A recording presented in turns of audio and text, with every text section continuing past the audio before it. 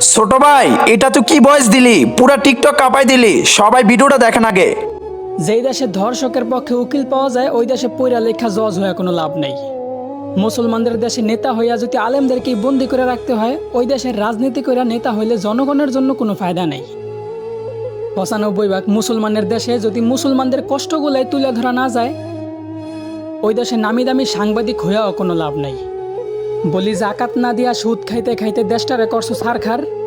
এখন সূর্যের তাপ গায়ে লাগে, তাই তোমাদের বৃষ্টির দরকার। আলেমদেরকে বন্দি করে আবার আলেমদের মাধ্যমে আল্লাহর কাছে বৃষ্টি কামনা করলা। বিষয়টা এমন হইল না যে কোনো এক ফল গাছের গোড়া কাইটা ফালাইয়া সেই গাছ থেকেই আবার ফলের আশা করলা।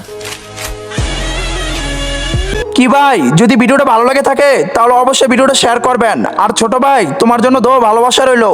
তুমি আরো অনেক দূরে এগিয়ে যাও।